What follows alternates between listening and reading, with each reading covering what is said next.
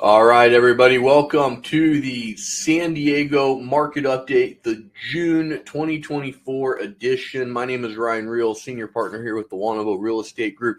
All right, let's get to this. We've got some interesting data. Let's start with the mortgage rates first. So what we have is exactly what we projected that we were going to have last month when we met. The last recording is up on YouTube, so you guys can go back and refer to that if you would like. Interest rates. So when we take a look first at the 30-year fixed rate, last month we started right around the 7.5 mark. That was April 30th. We saw it drop down in the middle of the month of May to about 6.99, back up to 7.3. 4, back down to 7. Yesterday it was at 6.99 again. So this has just been what we have told you guys that we're expecting to see with interest rates. It's going to depend on, is there a good jobs report? Is there a good inflation report? Is there a bad jobs report? Is there a bad inflation report? It's just going to bounce around. We're going to get to some of the projections here in a minute, but this is basically what we've seen. We've seen it bounce, effectively from the beginning of the year, let's say somewhere in that maybe 6.5% range. We've seen it hit up to 7.5. That's been the peak of the year so far. Back down into the sixes. It's just going to continue to bounce around. But we'll get to the projections here in a minute. When we take a look at the 30-year jumbo, we're going to see the same essential story. Started the beginning of the year roughly at 7%. 7.68 for the peak back at the end of April. We saw it come down to that 7.3 range, up to 7.5, back down to 7.3. Same basic thing. All right. The advantage is I have a lender who is beating these national averages dramatically. All right. So if you're looking at this going, oh my gosh, I have a jumbo loan, I don't want to do 7.3, that's cool, because guess what? He's in the sixes. All right. You wanted to be under that 7% range in the conventional, he's in the mid sixes. Right. Hit me up. Let me know. I'll put you in touch with this guy. He's the top lender with guaranteed rate in San Diego, top 10 nationally, absolutely stellar lender. He solves problems. All right, so looking at the projections, what do we got going on? We know that a rate cut has to happen. The Fed's going to have to cut the rates. That will bring the mortgage rates down. All right, so when we're looking at this, the odds, they're like betting on sports in June. Not much of a chance next week that we're going to see a rate cut. I wouldn't hold your breath because you're going to hold it for a long time. When we get to July, though, we have some very encouraging news coming up. Last month, we told you there was a 31.3% chance there's a cut. It's up to 43.7%. Better than it was, right? Do I think it's going to happen? If I was betting, I'd say no. There's a lot more on the above 43 than below it. There is no meeting in August. But then we come to September. 74% chance. That's up from 57%. That's great news. Somewhere between 75 and 80% for November, 81% for December. So we are more than likely going to see a rate cut this year. If I had to bet money, I would say it's going to be in September. That means that what is normally a season where it's a little bit slower, September, October, I think we're not going to see slow. In a presidential election year, normally September and October, everybody freezes because the world's going to come to an end, apparently. I don't know that we're going to see that. If rates come down, if rates get down into the low sixes, if they start with a 5, there is not going to be a break in the housing market. It is going to pop off again. We're going to show you some of this here in a little bit. Experts still predicting somewhere in the low sixes. That's going to be your national average. That means my guy is more than likely going to be in the 5s. All right, so if you're waiting, if you're locked in on interest rates, whether that is preventing you from buying, whether it's making it so that you don't want to buy, whether it's making it so that you don't want to sell because you have a great interest rate and you're waiting for them to come down a little bit, you need to get in touch with me. I want to connect you with my lender. He is going to be able to put you in a position to win sooner. All right, now I want to go back one slide because I want you guys to be able to take a quick look at this. And these traces followed each other, whether it was the jumbo or the conventional. They're the same basic thing. Every time we saw a drop, every time we're seeing a drop, buyer activity picks up and prices go up every single time. What we saw, right, and when we go through the housing data, we're going to look at the data from the month of May. That's the last full data set. The sold prices were negotiated in April. Take a look at what April was right here. This is April, higher interest rates. This drove more people off the market. What we're seeing here with rates coming down through the middle part, through the first half of May, they pop back up towards the end of the month. We have a whole 2 weeks in reality right there, 15 days worth of buyer activity that was increased. All right, the buyers that got in the game here more than likely stayed in the game here because they were probably locked in. All right, so I want you to keep that in mind. And when we see these interest rate drops, we're seeing buyer activity pick up. All right, so let's go ahead and let's see what this means. As we start to move towards some of the housing data. But one more time, I think that one other thing I wanted to reiterate with this, with the rate cuts. All right. There's two different things that the Fed is looking at to determine if they're going to make the rate cuts. Thing number one is they're looking at inflation. Right? Inflation is sticky, whatever you want to call it. It's not coming down to the number that the Fed is wanting it. Right? When the Fed initially set that number, everybody basically looked at it and said, good luck getting there. All right. So it hasn't gotten there. The second thing they're looking at is what's happening with the job reports. All right. And so those two, we're starting to see more and more indications of less than awesome job reports. And that is what is starting to bring these rates back down. So that's kind of what we're looking at with interest rates and projections. Next week's Fed meeting on June 12th. More than likely not going to have a cut, but we are very interested to see what are they indicating and what are they saying next week, because that is going to be setting up July for a potential rate cut. The mortgage market always bakes that in, the reductions in rates ahead of what's going to happen with the actual Fed cut. All right, so that's something to keep in mind. Now, from there, buyers and sellers. I have two QR codes that at some point are going to pop up on the screen when we get to the housing market. At some point.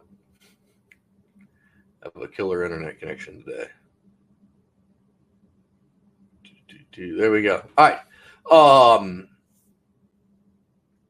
Set up a private conversation with me.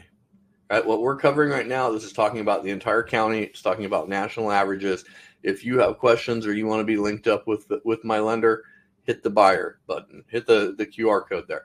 If you're a seller and you're wanting to know how these interest rates can impact you, use the QR code right there. If you have thoughts of buying, set up a consultation. It's free. There's no obligation. Same thing with sellers. We'll come back to this in a little bit, but use that QR code right there, guys.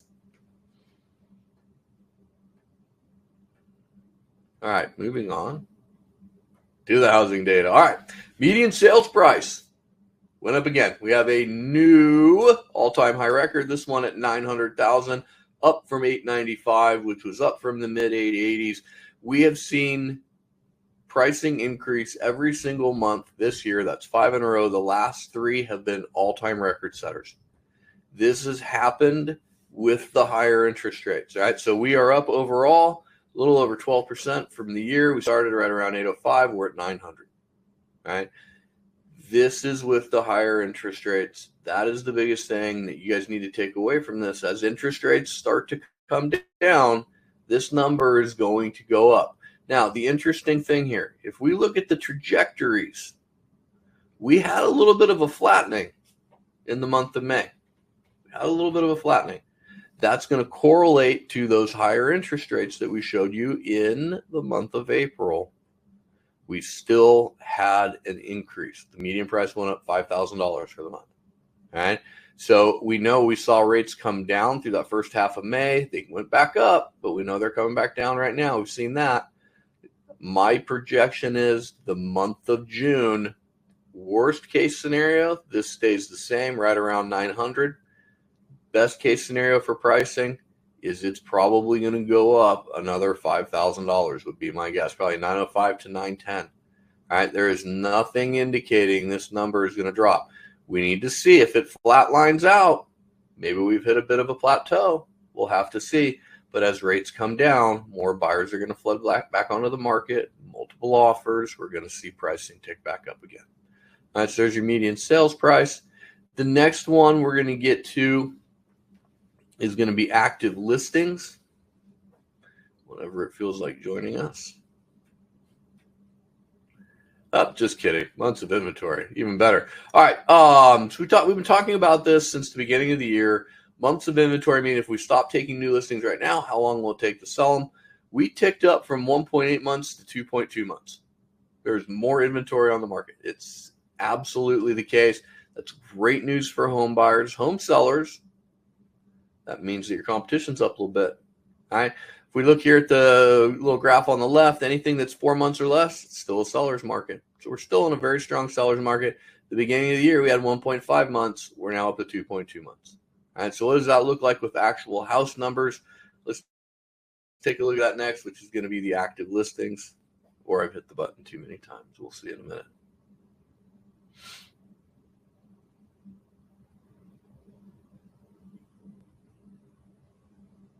There we go. Active listings. All right. Interesting data point. We added more active listings. In April, we ended up with 3271. In May, 4282. Almost 1,000 homes accumulated on the market. Remember, that's something that we've been talking about, the accumulation of homes. When we were bouncing around in the 2,700, 2,900, 2,900, call that 3,000, back down to 2,800. People were asking, and I'm still being asked this, what's going to happen in order to see pricing come down? All right, we're going to have an accumulation of inventory. That's the key thing, the accumulation of inventory. We're starting to see that happen. This is 3 months in a row where we have seen a relatively sizable, from March to April, definite increase in the accumulation. From April to May, not March, a little over 1,000 homes on the market. So in terms of options for home buyers, you have 1,000 more options on the market. I have clients that I'm taking out to look at homes. Instead of going, here's 2 or 3, which would you like to see? Here's 5 or 10, which would you like to see? That is becoming a really great thing for home buyers. Sellers, it means your competition is a little bit higher. There's still enough pent-up demand. We're still seeing a lot of multiple offer situations, right? A lot of multiple offers. The deal that I just had close a couple days ago, multiple offers in Mission Valley. All right. So there's active listings. So with this, again, accumulation of inventory, that's the key thing. So let's move over to new listings.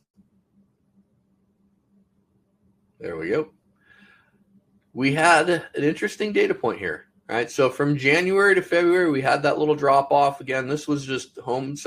These are sellers that were locked and loaded from the end of last year. It stepped right back onto the market. Maybe they had withdrawn from the market and came back on. Maybe they were new sellers that had prepared their home over the holiday season, came on. Natural tick down, but we've seen a rapid increase until we got to May. We saw a little bit of a flattening here with the new listings. Still an increase, but a little bit of a flattening. All right, what does that mean? We're going to have to wait and see. We know that May and June tend to be 2 of the bigger months. You can see that here. June was the peak. Here was July. All right, so do I think we're going to see a flattening? Maybe a little bit. I think we're going to see probably a little bit of a larger number here in May, 3,500 to 4,000, somewhere in that ballpark would be my guess. But then from there, is June going to be the peak? Maybe. Is July going to be the peak? Maybe. It's going to depend on the rates, though. If those rates drop dramatically, will we see this tick up a little bit more? I think that we will. All right, so this is great news for home buyers. There's a lot more inventory out there right now. There's multiple options. It give you a little bit of a break on pricing, not having such a competitive bidding war. So from here, pending sales, right? Interesting data point here. These are homes that were on the market, active, accepted an offer, came off the market. We saw a little tick down from March to April, but we saw that tick back up. That's May, not April.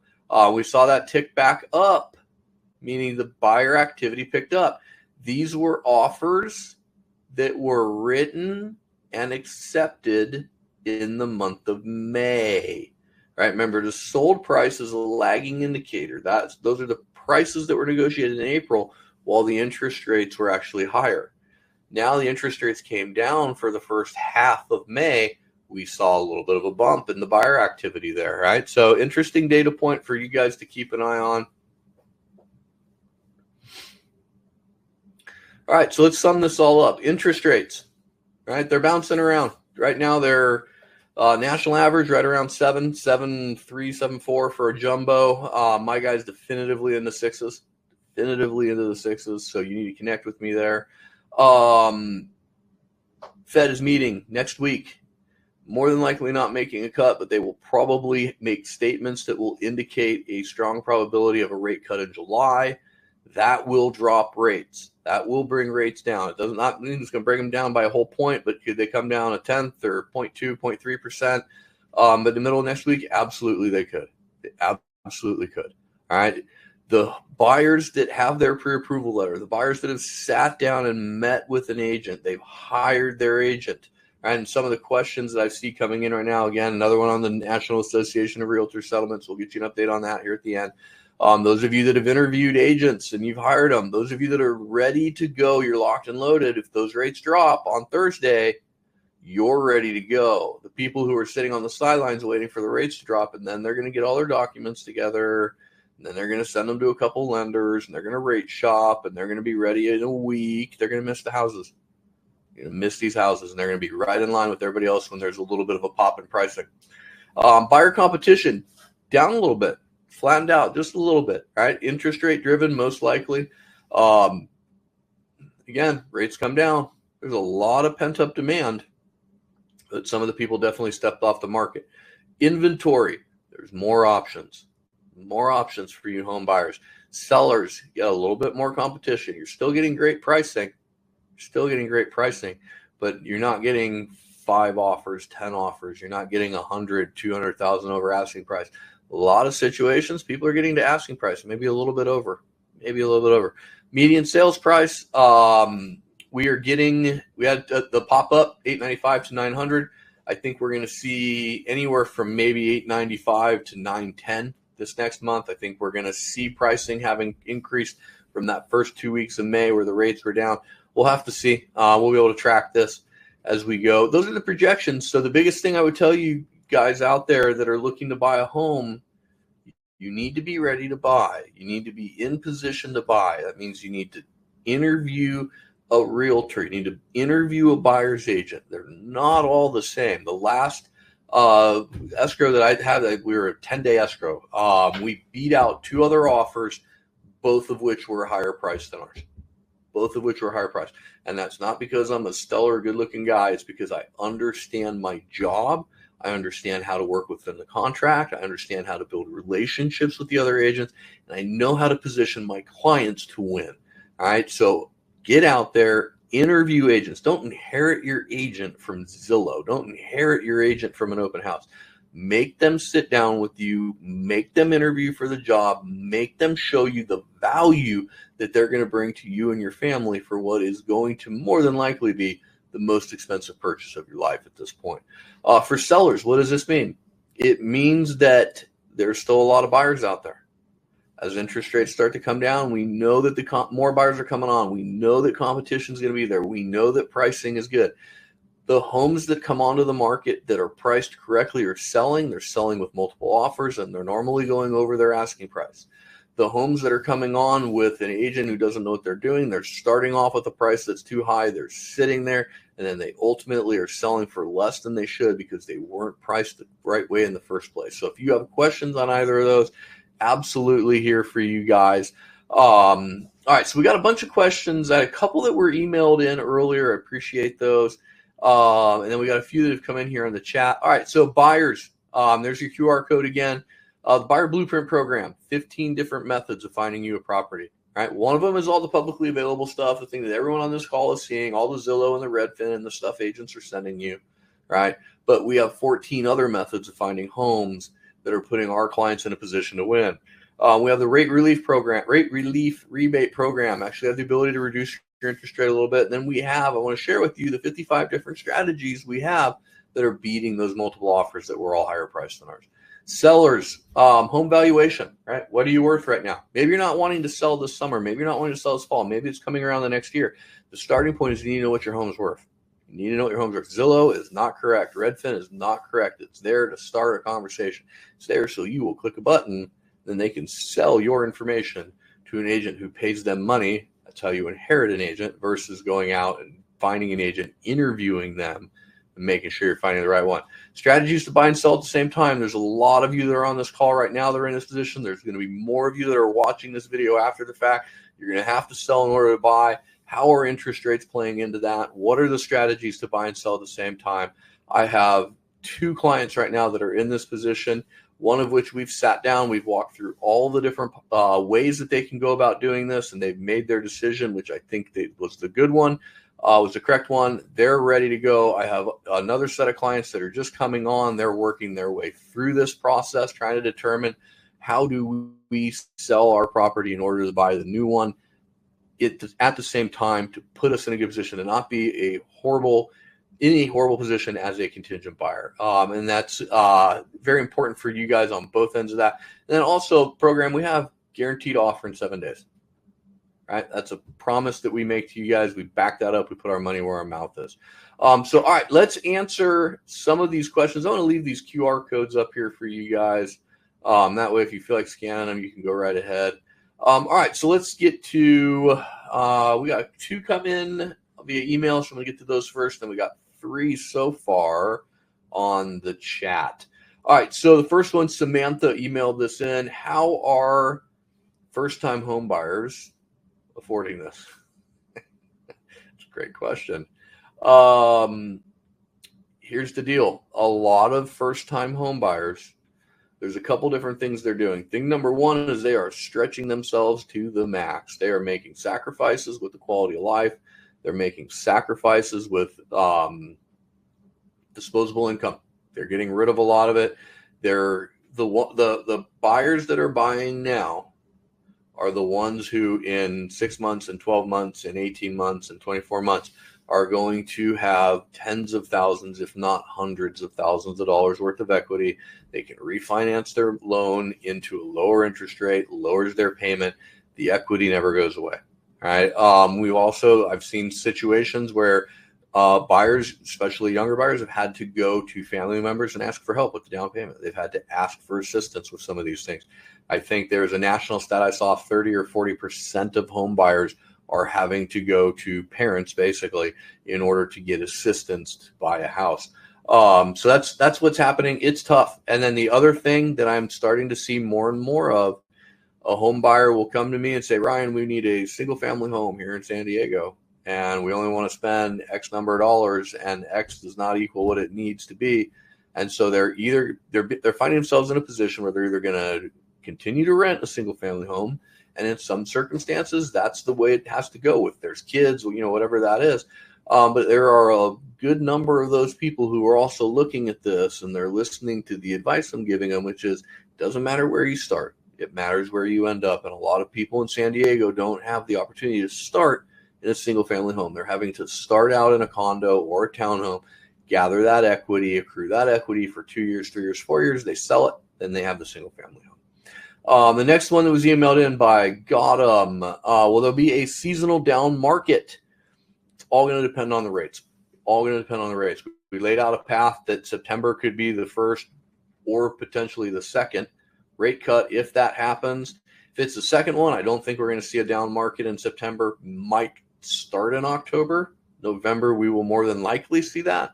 But if we see the first cut in July, the second one in September, I think we're going to have a hot September and a hot fall. If the first cut is in September, I don't think we're going to have much of a seasonal downturn. I think September and October will be very, very hot. I think the first 2/3, 3/4 of November will be the same. Probably be a little pause for maybe a week or two right around the election. But after that, it's just going to pick right back up. It's just going to be rate dependent. Good question. All right. We got 3. If you guys have any questions, put them in. We got Susan. Will we see more homes keep coming on when rates drop? Yes, more than likely. Part of what we saw, that 1,000 home accumulation through the month of May, part of that is seasonal. part of that seasonal. Homeowners who no longer need to live in a big house, no longer need to live in a school district, they're going to tend to, or they wanting to move to another school district, they tend to get their house onto the market in May because they know that it's going to close somewhere in the June, July timeframe. They're going to buy their next house. They're going to move on from there. So as we see June come through, I expect us to see a good amount of inventory come on the market. Whether it accumulates or not, I don't know. Again, that's going to be interest rate dependent. Once we get to July, I think we will probably start to see in the month of July, so this will be data that comes out in August, I think we'll start to see a little bit of a flattening, maybe even a little bit of a drop of the inventory. And then once we get into August, anyone who is school dependent on where they're living, they're locked in at that point. They're most likely not moving unless there is a real need to. So I don't know that we're going to see a massive accumulation, but if we do see rates come down, we see more buyers starting to engage. We see homeowners who are currently owning and they're in the lock-in effect, meaning that they can't sell their house because of the interest rates. They can't go from a 3 to a 7, right? It just doesn't work for them. If it's going from a 3 to something in the high 5s, low 6s, I think that could start bringing more inventory on. But again, those sellers are going to turn into buyers. They're going to turn around and snap up another property. So great question. All right, Pedro with, is pricing coming down? Is the market coming down? Starting to see price reductions? Very good question. There are a lot more price reductions. There are homes that are staying on the market longer. These are homes that are priced incorrectly. All right, these are homes that are overpriced. We see a couple different things here. We see agents who don't know what they're doing with pricing. They're seeing, hey, the neighbor just sold for 1.2, so you're going to sell at 1.3. And the market with the interest rates and with what's currently happening with them going up a little bit, it's not supporting that. It's not supporting that. The other thing is we're also seeing more agents who don't know what they're doing. They don't have the skill set to talk to a buyer talk with the seller, to work with the seller to tell them, hey, listen, because your neighbor's house sold for 2.2 million, last month, yours is not worth 2.4. And the seller says, I want 2.4, and you have agents that are weak that are going, I need a listing, 2.4 it is. And these houses are on the market for a while. Ultimately, the price reductions, that's what we're seeing there. So I don't see anything indicating that the market itself is coming down. I see homes that are overpriced. I see those coming back to where the market actually is. That's a great question, though. All right. Last one we're going to take for tonight. Laura is asking about anything with the NAR settlement. Are there any updates? It's a longer conversation than we have time for. We're going to try to be done by 5:30, which is about a minute from now. If you want to have an in-depth discussion about what is going on, either as a buyer and or a seller, use the QR codes that are on the screen. Here's the two biggest changes. The buyer side commission, once this takes effect, which will be in the middle of August, will no longer be able to be loaded into the MLS. That means, in reality, every single offer is going to have to negotiate the buyer side commission. That means every offer I write for a buyer client, I'm going to have to put my commission rate into that offer, and I'm going to have to negotiate that with the seller along with negotiating my client's offer. For buyers, what does that mean? It means you better interview your agent because you're getting what you pay for. If finding an agent that's going to do it for 1% for you, you want to hire Redfin, go ahead. They don't win, especially here in Carmel Valley and in the area where you have nicer homes and you got people trying to buy them. Good luck. Redfin has a tough time. If you want to pay someone for their skill set, you want to pay someone for their knowledge, you need to get a set of keys handed to you. All right, so you got to interview your agent, know who it is that you have clicked the button, they've shown up to show you a house, because once this takes effect, the big change is you're going to have to sign a buyer-broker agreement, an exclusive agreement to work with that agent if they show you the house. That means if you click the Redfin button and you have a new, inexperienced agent who doesn't know what they're doing show up and open the door for you, you're now stuck with that agent. You can't hire me. You're stuck with them. All right? Good luck. Hope another house like that comes along. You click the Zillow button and someone who paid for advertising shows up. They're going to agree to show you the house. You're going to have to sign a buyer-broker agreement with them. You better hope that they're good at what they do because you're now locked into them. All right, so if you guys have more questions, buyers, QR code's right there. Sellers, what does this mean to you?